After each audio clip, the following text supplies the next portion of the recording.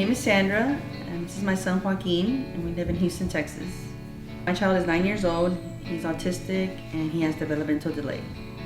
He's currently receiving therapy, occupational therapy, speech therapy, and physical therapy.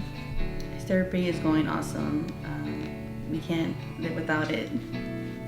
My concerns regarding his therapies are the budget cuts, the uncertainty of not knowing if he will have physical therapy, occupational or speech therapy in the near future, the delays in the authorizations, having to be without therapies because of the delays, and with autistic children, they're all about routine. So having that break in his routine is very frustrating for him. All of our goals for all his therapists are to make him independent, socially available to the community, to be the best he can, and to be a good citizen. What would you like to do? You said, remember what you say? You would like to be a police officer? Police officer.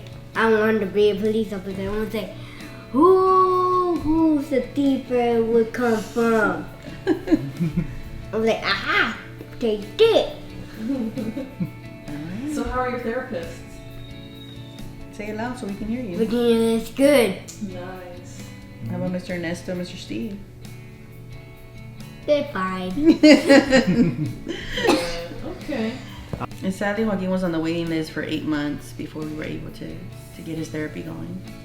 More than anything, it was depressing. It was sad because I felt that my son was losing valuable time. I felt that helpless, not knowing where to go to get help for that. What I was doing, I was actually on the phone almost every day calling other agencies to see if maybe they had a faster process, but I was getting the door closed on my face, being told that their waiting list was as long as well. And yes, we helped him as much as we could, but there's just so much that we can do because we don't have that expertise that therapists have. It's necessary to push these children, and for any parent, it's frustrating, and our frustration then goes on them.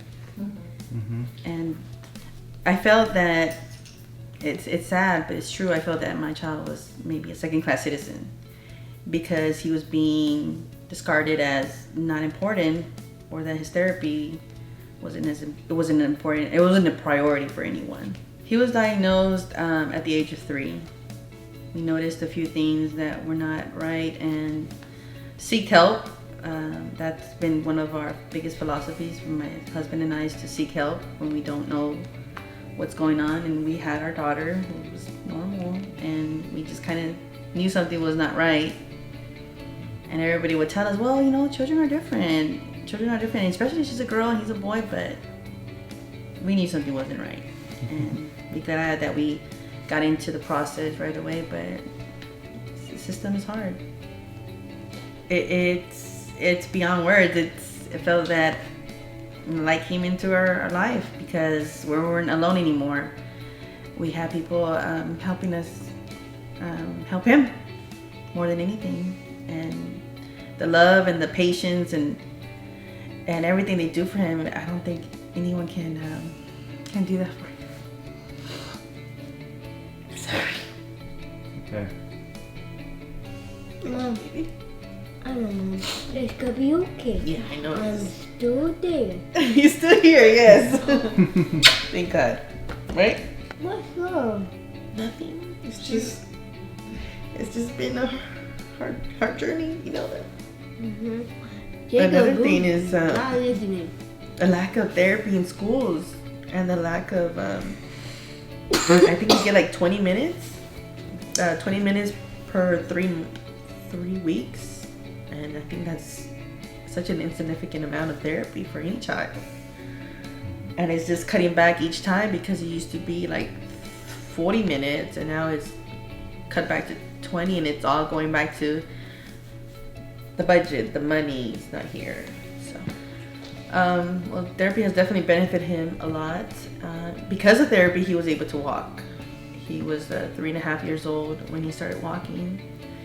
And it was a therapist named Katie who just would not give up. And without any assistance, she made him walk.